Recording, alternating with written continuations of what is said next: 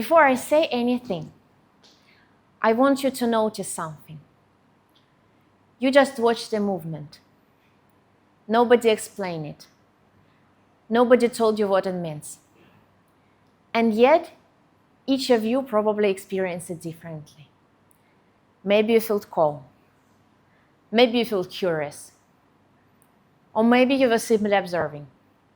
And that is completely fine. Because for me, this is where perception begins. Not with explanation, but with experience. For a long time, I thought dance was simply a way to express myself, to communicate emotions, ideas, stories. But over the years, I realized something.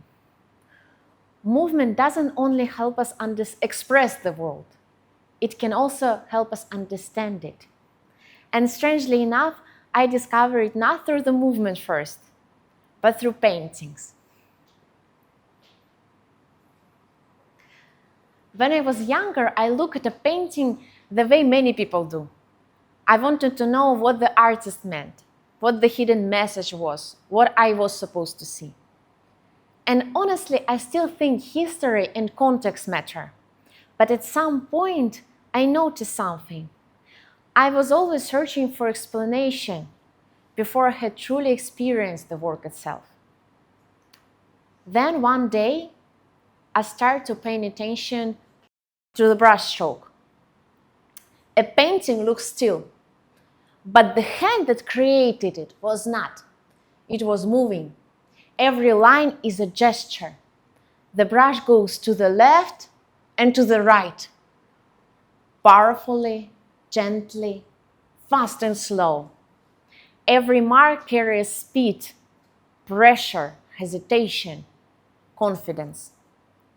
And once I noticed this, I couldn't unsee it. I began to follow the brushstroke with my eyes like tracing footsteps across silence. And suddenly, I stopped look only at the painting. I started noticing the movement that had created it, the artist's own rhythm, the artist's own physical dialogue with the canvas. What remained on the surface was not only an image, it was a trace of movement, the traces of the body that had once created it. And that's when I started paying attention to a different pattern. Movement gives a painting its pulse. Color gives that pulse its emotional tone. The brush stroke creates rhythm. Color creates atmosphere.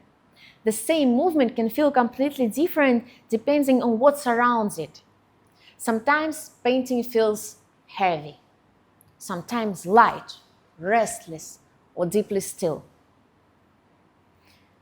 And color is never just a rule, it is feeling, seen through the eyes, but lived through the body.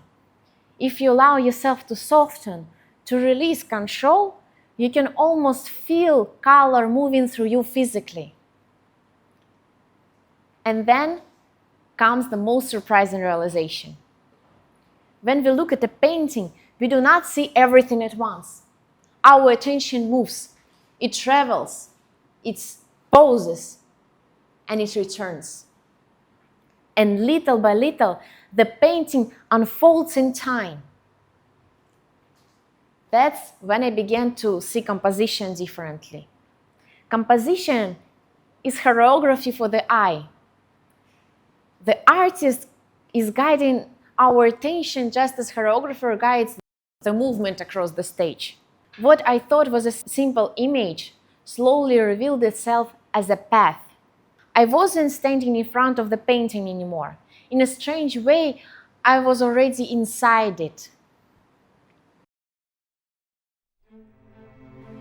As I explored Chinese art, I realized I could approach it as I approach European paintings, through movement.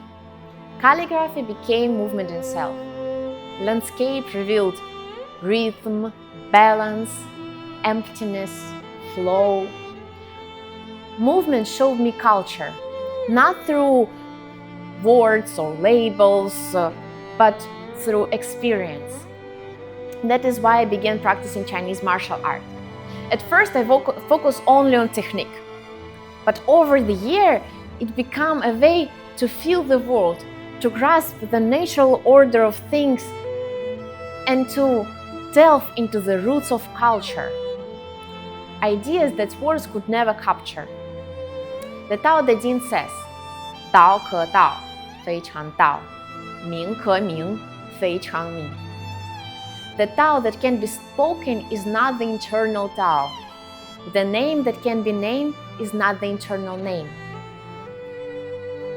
We name, define, and classify too quickly, and sometimes in doing so we stop seeing. Yet movement escapes this habit. It cannot be fixed. It is free. It exists only in the moment it is happening. It belongs only to our body and our own understanding. Each of us moves in our own way, as we feel and perceive the world differently. And through movement, a very truthful awareness of the world emerges. And perhaps that is why it taught me to trust experience before explanation. I grew up in Russia. Today I study and find myself in China.